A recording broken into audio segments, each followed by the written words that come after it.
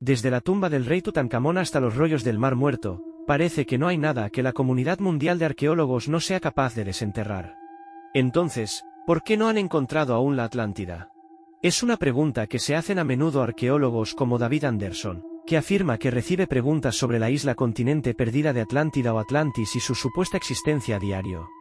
Para Anderson y sus compañeros de gremio, la respuesta es siempre la misma: nunca encontraremos la Atlántida porque es totalmente ficticia. Pero eso no ha impedido que la supuesta existencia de la isla o continente perdida despierte la imaginación del público y deje tras de sí miles de años de especulaciones y teorías conspirativas. La Atlántida es el tema de películas modernas como Viaje al centro de la Tierra y la serie de Netflix Los Apocalipsis del pasado.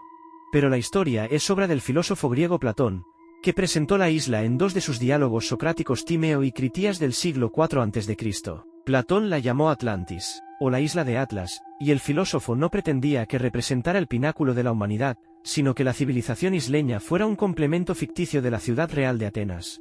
En los diálogos de Platón, la Atlántida se presenta como un estado sofisticado que cayó después de que sus arrogantes dirigentes intentaran invadir Grecia. En represalia por el ansia de poder de su pueblo, Platón dice que la Atlántida fue castigada por los dioses, que desencadenaron desastres naturales que la hundieron en el mar, aniquilando lo que quedaba de su poder. El arqueólogo e investigador Flint Dibble, de la Universidad de Cardiff, afirma que Platón es un mentiroso, nunca afirmó que su pretensión fuera escribir historia. Pero aunque los diálogos de Platón incluyen muchas pistas de que la ciudad era imaginaria, incluida la insistencia de los propios personajes del diálogo en que la historia era, en el mejor de los casos, de oídas, la idea de la Atlántida ha alimentado la imaginación desde entonces, junto con las afirmaciones de que era un lugar real cuyos restos contienen pruebas de una civilización perdida y superior. Cientos de años después de la muerte de Platón, la historia de la Atlántida empezó a resurgir primero en los escritos de filósofos cristianos y judíos, y después en obras especulativas de autores como Sir Francis Bacon, cuya novela La Nueva Atlántida se publicó póstumamente en 1626. En el libro La Atlántida es una sociedad utópica en una remota isla del Pacífico cuyos habitantes son cultos, humanos y profundamente cristianos. En aquella época, los europeos se enfrentaban a un cambio radical en su visión del mundo, que se estaba expandiendo drásticamente con el aumento de los contactos entre europeos e indígenas en toda América y el Pacífico durante la era de las exploraciones. El mundo occidental estaba desesperado por comprender cómo podían existir nuevos continentes con habitantes, de dónde venían y cómo encajaban en la historia bíblica o clásica, afirma Anderson, que analizará el atractivo de la Atlántida en su próximo libro Arqueología extraña. En lugar de reconocer que los pueblos indígenas podían haber desarrollado civilizaciones propias, señala Anderson, los europeos utilizaron la historia de la Atlántida como posible explicación de las estructuras y sociedades que encontraron en América. Entre ellos se encontraba Charles de Bourbourg, un sacerdote francés que recopiló textos mesoamericanos y relacionó la civilización maya con una Atlántida real. Los escritos de Bourbourg inspiraron a Egastes Le Plongeon, un arqueólogo británico-americano que intentó encontrar la Atlántida en Yucatán a finales del siglo XIX. Le siguió Ignatius Donnelly, un escritor y político estadounidense cuyo libro Atlántida, El mundo antediluviano, publicado en 1882, presentaba una teoría unificada de la Atlántida como un continente perdido que había sido destruido por el mismo diluvio universal descrito en la Biblia hebrea y cuyos habitantes, tecnológicamente avanzados y sobrehumanos, supuestamente habían dado lugar al nacimiento de civilizaciones modernas en todo el mundo. Utiliza la historia de la Atlántida para tratar de explicar toda la historia, dice Dibble, y casi todas las representaciones modernas de la Atlántida se hacen eco de la teoría sensacionalista de Donnelly. Los acólitos de estos teóricos de la Atlántida del pasado han buscado la isla perdida en el Mediterráneo, el Pacífico, el Atlántico e incluso en Escandinavia. Pero los buscadores de la Atlántida podrían haber ahorrado algo de tiempo, sugiere Dibble, si hubieran empezado su búsqueda en la propia Atenas. Para empezar, la arqueología griega demuestra por qué la Atlántida no es un lugar real y por qué ni siquiera deberíamos buscarla, afirma Dibble, que ha realizado extensas investigaciones en las antiguas ruinas de Atenas y está escribiendo un libro sobre el mito de la Atlántida. En los diálogos de Platón, el filósofo presenta la Atlántida como un antagonismo de la ciudad-estado de Atenas, pero ni siquiera las características geográficas de su descripción de Atenas concuerdan con el registro arqueológico. No es algo que tenga un núcleo histórico, afirma Dibble.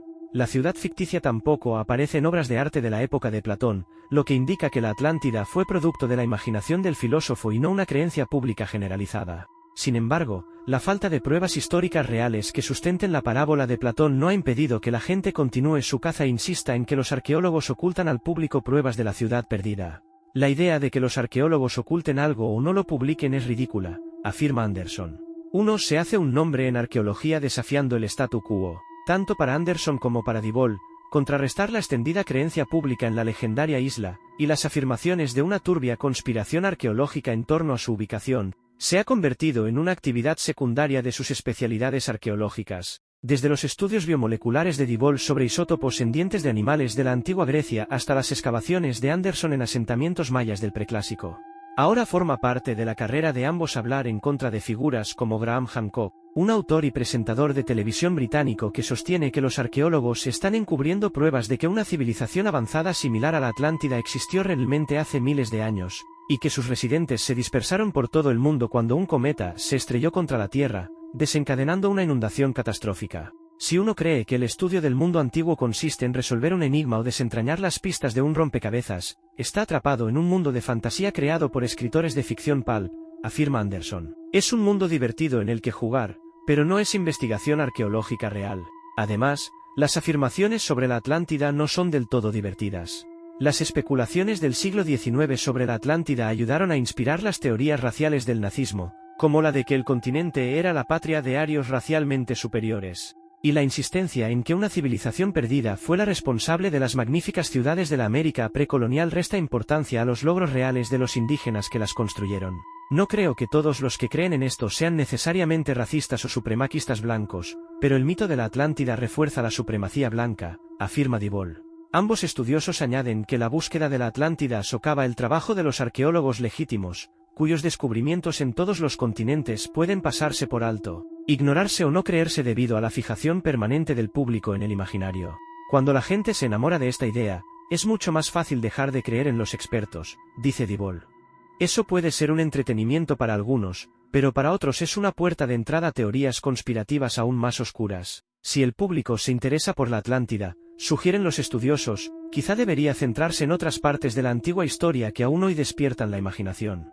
Para Dibol, que estudia las respuestas de los pueblos antiguos al cambio climático en su época, los desastres naturales inherentes a la historia de la Atlántida demuestran lo fácil que es centrarse en las inundaciones o los terremotos en lugar de en amenazas climáticas más ordinarias, pero igualmente peligrosas, como la sequía y la inseguridad alimentaria.